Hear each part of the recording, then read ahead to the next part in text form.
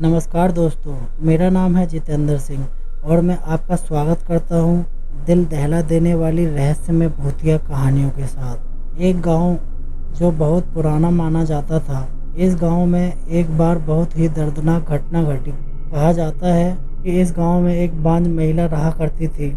उस महिला के पास कोई भी संतान नहीं थी। वह इस गांव में खेल रहे बच्चों को दुलार कर अपनी ममता को संतोष दिया करती थी। इस महिला का पति गांव से दूर रहकर किसी फैक्ट्री में नौकरी किया करता था। यह महिला गांव में अपने घर पर अकेले ही रहा करती थी, क्योंकि इसका पति एक महीने बाद घर में लौटता था। ये महिला अपने घर में कुछ न कुछ बनाकर गांव के बच्चों को खिलाती थी, क्योंकि उसे ऐसा करना बहुत अच्छा लगता था। यह महिला अपने बच्चे समझकर उस गांव के बच्चों को अपने घर में खाना लाकर खिलाती थी। ऐसा करने से ममता को संतोष मिलता था, लेकिन कुछ गांव के लोग ऐसा करने से उस महिला का विरोध करते थे और अपने बच्चों को उस महिला के पास जाने नहीं दिया करते थे। बच्चे तो चंचल होते हैं, वे किसी न किसी के बहाने घर से बाहर खेलने आ जाते थे। एक दिन ये महिला बच्चों के लिए लड्डू बना रही थी, तभी मौका देखकर इस महिला की पड़ोसन ने इन लड्डुओं में जहर मिला दिया था। कि पड़ोसन इस महिला से बहुत ज्यादा नफरत करती थी और उसकी जिंदगी बर्बाद करना चाहती थी। वह ऐसा करने में सफल हो चुकी थी।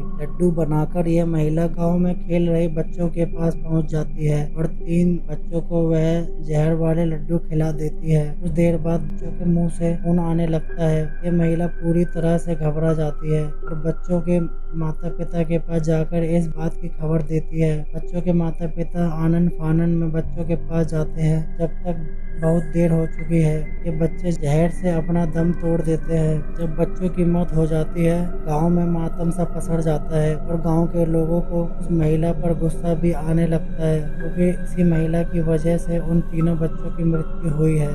इसमें उस महिला की भी गलती नहीं थी, क्योंकि उसे इस बात की कोई खबर नहीं थी कि लड्डुओं में जहर मिलाया गया है। एक बच्चे के पिता अपने बच्चे के खोने के गम को बर्दाश्त नहीं कर पा रहा था। गुस्से में आकर उस बच्चे के पिता ने पहले गांव के लोगों को इकट्ठा किया, काफी तगड़ी भीड़ बना ली। इस भीड़ को लेकर उस महिला के घर की तरफ रवाना हो गया। बच्चे का पिता ज्यादा गुस्से में था। जैसे ही घर में से वह महिला निकली, बच्चे के पिता ने लाठी से महिला के सर पर वार किया। महिला वहीं पर फैल गई। भीड़ भी गुस्से में आ गई और महिला को डंडों से मारने लगी। उस भीड़ ने महिला को इतना पीटा, महिला की मौके पर वहीं मौत हो गई। महिला की मौत होने पर मौके से भीड़ भाग जाती है और पूरा गांव सुनसान हो जाता है। इस महिला की लाश 2 दिन तक वहीं पड़ी रहती है और कुछ गांव के लोग इस महिला की लाश को गांव से बाहर फेंक आते हैं। इस महिला का अंतिम संस्कार भी नहीं होता। महिला की लाश जंगलों में रह रहे जानवर खा जाते हैं। यहीं से शुरू होता है सुनी डायन का कहर। बिना अपराध के गांव के लोगों ने उस बांझ महिला को मारा और उसकी अकाल मृत्यु भी हुई थी।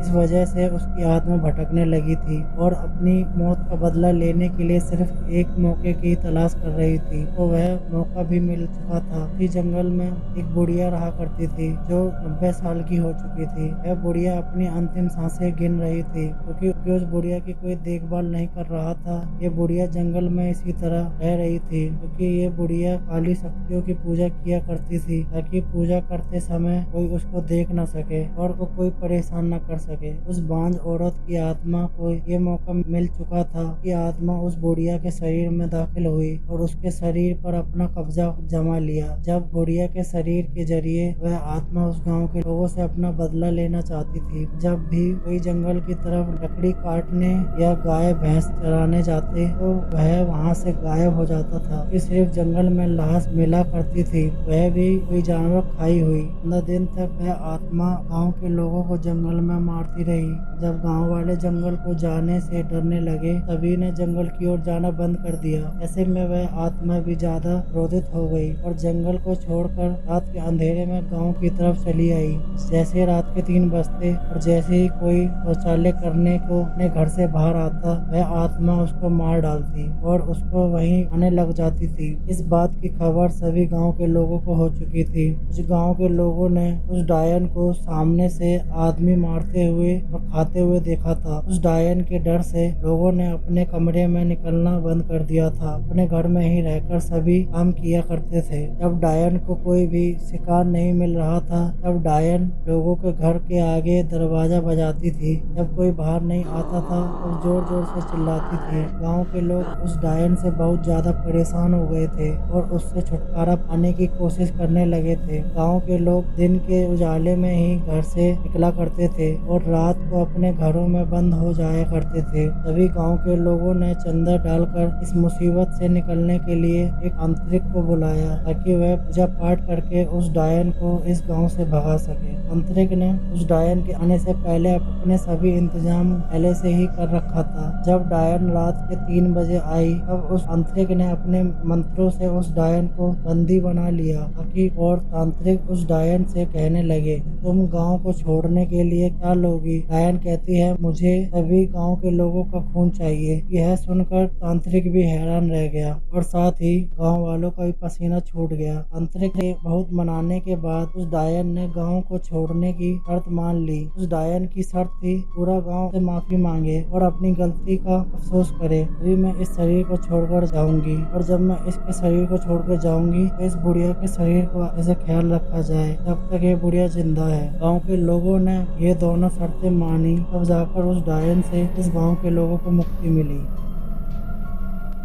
दोस्तों, आपको ये कहानी कैसी लगी? अगर आपको ये वीडियो अच्छी लगी हो तो इस कहानी को लाइक करें, कमेंट करें और अपने दोस्तों के साथ फेसबुक और व्हाट्सएप पर शेयर करें। और अगर आपको भूतिया कहानियाँ सुनना पसंद है, सब्सक्राइब करें हमारे ये साइबर यूट्यूब चैनल को। बेल आइकन दबाना ना भूलें। वीडियो देखने के लिए धन्यवाद।